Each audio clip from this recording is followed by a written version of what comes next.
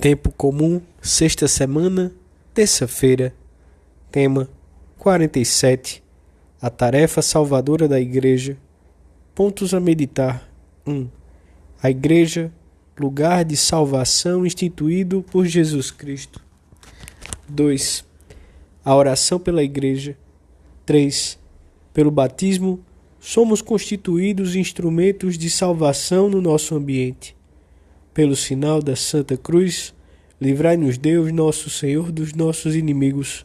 Em nome do Pai, do Filho e do Espírito Santo. Amém. Meu Senhor e meu Deus, creio firmemente que estás aqui, que me vês, que me ouves. Adoro-te com profunda reverência. Peço-te perdão dos meus pecados e graça para fazer com fruto este tempo de oração. Minha Mãe Imaculada, São José, meu Pai e Senhor, meu anjo da guarda, intercedei por mim.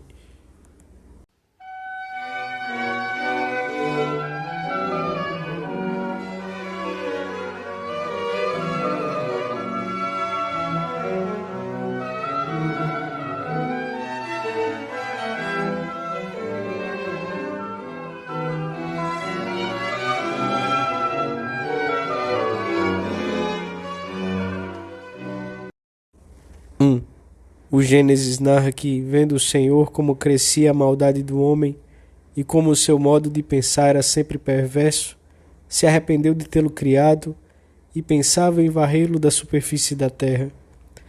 Mas, uma vez mais, a sua paciência se pôs de manifesto e decidiu salvar o gênero humano na figura de Noé.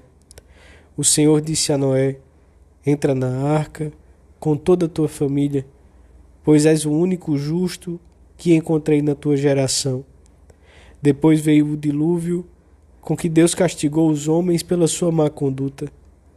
Os padres da Igreja viram em Noé a figura de Jesus Cristo, que havia de ser o princípio de uma nova criação. Na arca, vislumbraram a imagem da Igreja, que navega nas águas deste mundo e acolhe todos os que querem salvar-se. Santo Agostinho comenta: no símbolo do dilúvio, em que os justos foram salvos na arca, está profetizada a futura Igreja, que salva da morte neste mundo por meio de Cristo e do mistério da cruz. Antes da sua ascensão aos céus, o Senhor confiou aos apóstolos os seus próprios poderes com vistas à salvação do mundo. O Mestre falou-lhes com a majestade própria de Deus: todo poder me foi dado no céu e na terra. Ide, pois, e fazei todos os povos meus discípulos. E a Igreja começou imediatamente a exercer o seu poder salvador com autoridade divina. Imitando a vida de Cristo, que passou fazendo bem, confortando, ensinando, curando, a Igreja procura fazer o bem onde quer que esteja. Ao longo da história, têm sido muitas as iniciativas dos cristãos e de variadíssimas instituições da Igreja destinadas a remediar os males dos homens, a prestar uma ajuda humana aos necessitados, aos doentes, aos refugiados, etc. Essa ajuda humana é e será sempre grande, mas é ao mesmo tempo muito secundária. Pela missão recebida de Cristo, a Igreja aspira a muito mais: a dar aos homens a doutrina de Cristo e a levá-los à salvação. E a todos, tanto aos necessitados de uma ou de outra forma, como aos que pensam estar gozando da plenitude dos bens da terra, a Igreja vem confirmar-lhes uma só coisa essencial, definitiva: que o nosso destino é eterno e sobrenatural, que só em Jesus Cristo nos salvamos para sempre e que só nele alcançaremos já de alguma forma nesta vida a paz e a felicidade verdadeiras.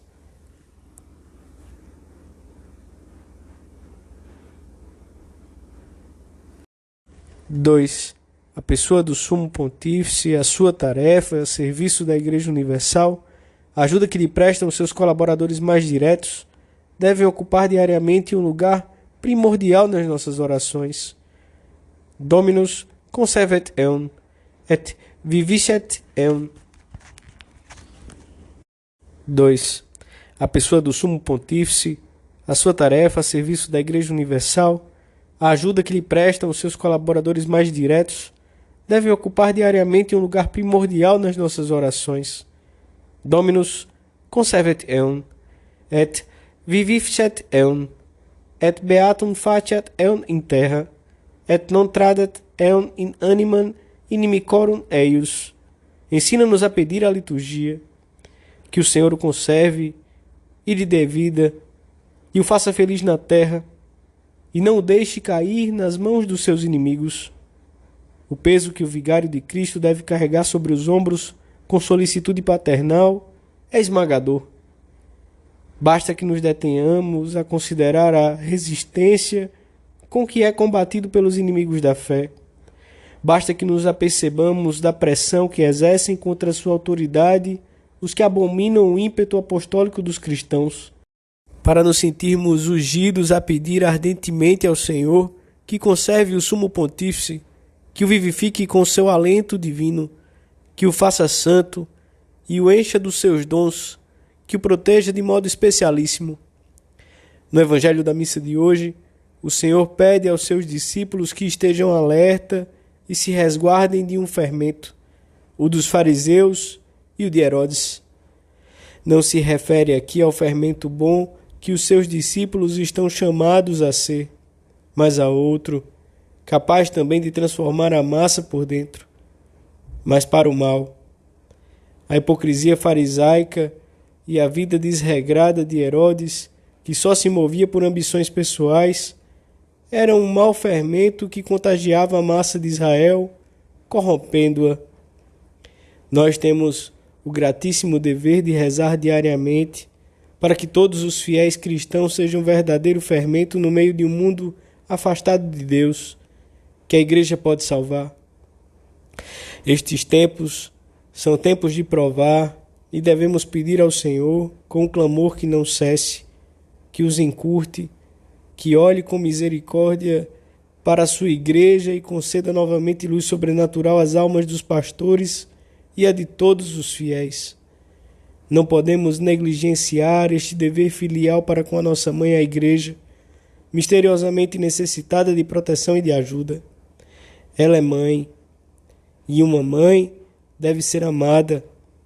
O mau fermento da doutrina adulterada e dos maus exemplos ampliados e difundidos por pessoas sectárias causam um grande mal às almas. Sempre que nos encontremos perante surtos violentos de falsas doutrinas, perante situações claramente escandalosas, devemos perguntar-nos no nosso exame de consciência: que fiz eu para semear a boa doutrina?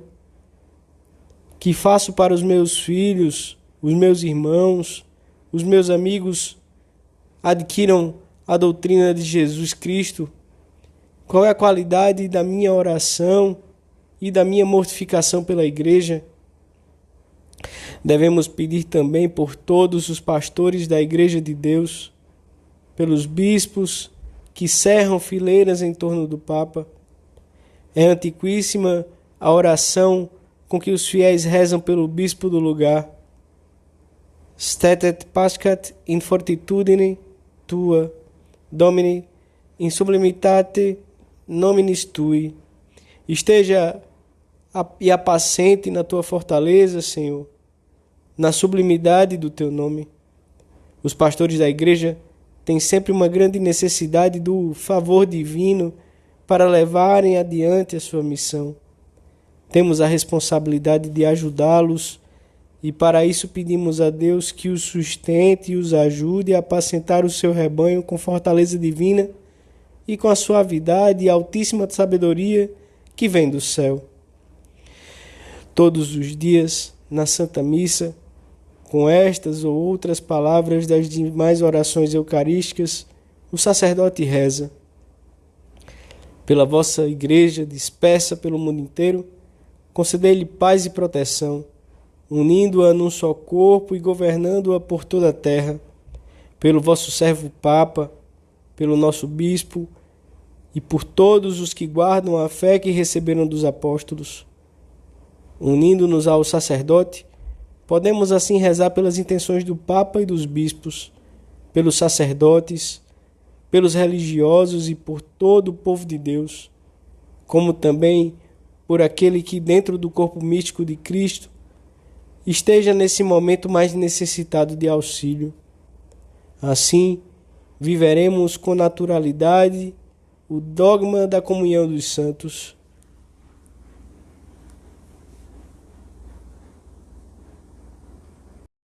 Três. Numa carta de São João Leonardi ao Papa Paulo V, 1605 a 1621, que lhe pedia alguns conselhos para revitalizar o povo de Deus, o santo dizia: quanto a estes remédios, já que hão de ser comuns a toda a igreja, seria preciso fixar a atenção, antes de mais nada, em todos aqueles que estão à testa dos outros, para que assim a reforma começasse pelo ponto a partir do qual deve estender-se às demais partes do corpo. Seria necessário pôr um grande empenho em que os cardeais, os patriarcas, os arcebispos, os bispos e os párocos, aos quais se confiou diretamente a cura de almas, fossem tais que, se lhes pudesse confiar com toda a segurança, o governo da grei do Senhor. Não deixemos de pedir cada dia pela santidade de todos eles, que amem cada dia mais a Jesus presente na Sagrada Eucaristia, que rezem com uma piedade cada vez maior à Santíssima Virgem, que sejam fortes, caritativos, que tenham um grande amor pelos doentes e pelos necessitados, que cuidem com esmero do ensino do catecismo, que deem um testemunho claro de desprendimento e de sobriedade. Mas a Igreja somos todos os batizados, e todos somos instrumentos de salvação para os outros quando procuramos permanecer unidos a Cristo no cumprimento fiel dos nossos deveres religiosos. A Santa Missa, a oração, os atos de presença de Deus durante o dia. Quando somos exemplares no cumprimento dos nossos deveres profissionais, familiares, cívicos, quando nos empenhamos numa ação apostólica eficaz na trama de relações em que decorre a nossa vida. Avivemos a nossa fé.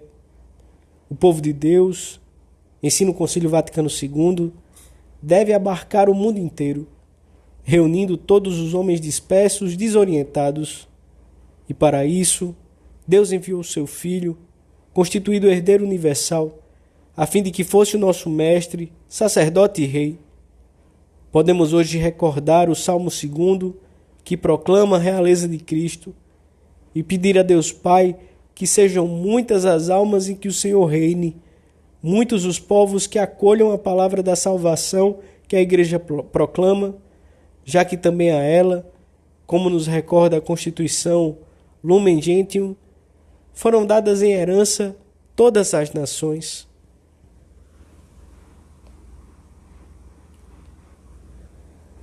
Dou-te graças, meu Deus, pelos bons propósitos, afetos e inspirações que me comunicaste nesta meditação. Peço-te ajuda para os pôr em prática. Minha Mãe Imaculada, São José, meu Pai, Senhor, meu anjo da guarda, intercedei por mim.